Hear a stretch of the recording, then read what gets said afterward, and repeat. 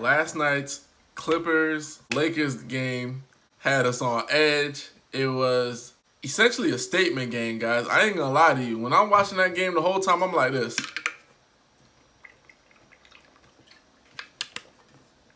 And it was a barn burner, boy. That was 103 to 101.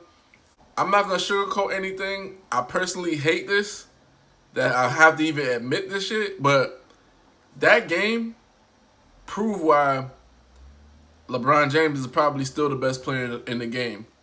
And I'm going to take it from another multiple angles, but when them moments came down to it, he didn't shy away from anything. And I don't feel anybody shied away from anything, but LeBron didn't have a particularly great game by his own standards. He had like 16 points, 11 rebounds, I think like 7 assists. His shot was kind of off. But one of the things that I could respect from the gate, he was guarding Kawhi Leonard. And all throughout the week before the NBA started, you could see the cryptic messages, the Instagram messages. But one thing stood out to me. He put that 2-4 on his hand. He put that 2-4 little finger guard. And right off the top of his head, he knew, I can't come up weak with this. I can't be weak with this shit. I got to go 100%. I got to go hard. Like, in that instance, it was WWKD. What will Kobe do? And Kobe will guard the best player from the start to the finish as much as possible. And you saw that. LeBron James was guarding Kawhi Leonard.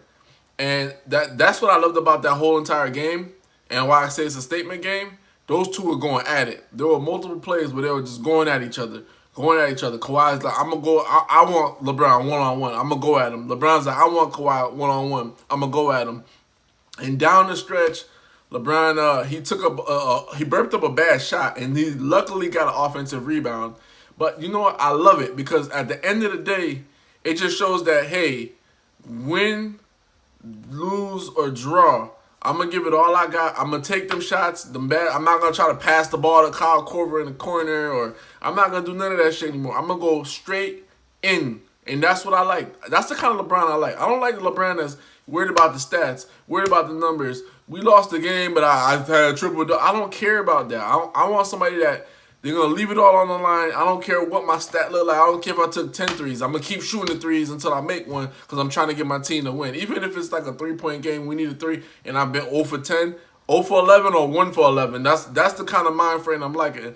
And I think that this bubble really reiterated that fact to LeBron. Like, yo, all this shit doesn't matter. The accolades and who you are and everything. If you're not gonna step up to the plate early, it doesn't matter. It doesn't matter. And I feel like he kind of adopted that mentality. Like, honestly, watching him on the court, and like I said before, I hate to admit, like, when, hey, like, because LeBron's the best player or whatever, because people, they just be dick riding him, sucking him off so much. It's very terrible.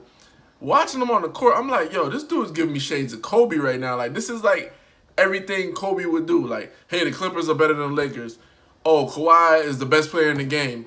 What LeBron do? He go up in there and shut Kawhi down in certain aspects of the game. Kawhi still had 28 points. But I'm saying, like, down the stretch, LeBron had a sequence where he shut down Kawhi and Paul George. And that told me everything that I needed to know about his mind frame and trying to win a championship.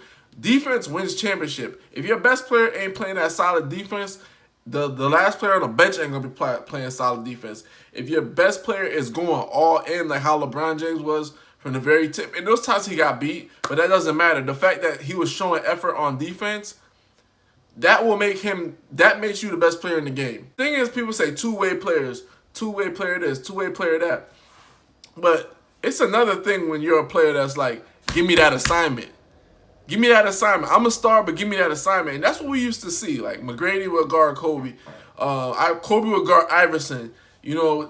These guys would take assignments on and put it on their chest, like, put it on my back. And when you see LeBron James doing that, he didn't have the greatest offensive game, but he's like, I'm going to rebound and I'm going to play defense. That's all I need to see to know that the Lakers are in really good shape to try to win a chip. Now, on the other side, we look at the Clippers. What pissed me off about them is, like, and mind you, Lou Will didn't play this game. All right, so we got to keep that in mind. We got to be respectful of that and be cognizant of that because Lou Will is like another 15 to 20 points. But with the Clippers, it kind of made me mad because it's like you could see Kawhi trying to defer to Paul George a little bit, like, yeah, get in this game. Paul George, I think he had like 30 points. He had 30, right? 6 threes, everything like that. End of the game, though, he gonna try to put the game in the ref's hands. Dog, that don't even work. You saw that with like Patrick Patterson. He tried to get a call down the stretch, and he was looking at the ref like, y'all gonna call that? No, they're not gonna call anything down the stretch. That's how it's always been with the league. But that's the kind of thing that pissed me off about the Clippers. I know Kawhi what he's going to give me. I know down the stretch he's going to go hard, win, lose, the draw. Paul George, he is one of them people like, is you just can't put your finger on him. Like, even though he scores 30, it's like he could have did more. There's something else he could have did. Something else he could have did. And Clippers had a lead during that game. They had like 11-point lead. So for the Lakers to fight back in that regard, you got to respect that. And I feel like that cop and menace to society, that detective now, you know you done fucked up, right? You know you done fucked up. Now you see now, you done fucked up, you know that, don't you? I See what I'm saying? I thought... No, so, you know what I'm saying? That you done fucked up now, you know that, don't you? They done fucked up and let LeBron James start defending people.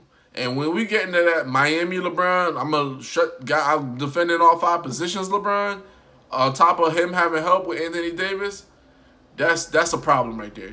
The fact that he was able to shut guys down in certain key moments. The 2 best Clipper players, LeBron James, shuts them both down. Like, I'm not going to say the whole game he shut guys down, but shut guys in certain key aspects. That's all you need. A pinch of shutdown. Just the guys to remember who I am. I'm going to remind you motherfuckers who I am. I'm going to show you how great I am. That's basically what he did last night, and I loved it. You know what I'm saying? Anthony Davis, one thing only. Get your big butt in the post. Stop staying on the three-point line. You too big to always be on the three-point line. I know he hit a couple threes. He had 34 points. Get your butt in the post. That's all I got to say about that. But that was a great game, epic game, and it really proved, as reluctant as I am to say this, that LeBron still is the best in the game. Maybe when Kevin Durant comes back, we'll have a discussion about it. But right now, LeBron is the best in the game overall. Giannis, regular season, he proved himself and stuff, but playoffs not yet. But right now, LeBron is that dude. Hoops Junction with Hoops Meets Hoopla. Like, comment, subscribe.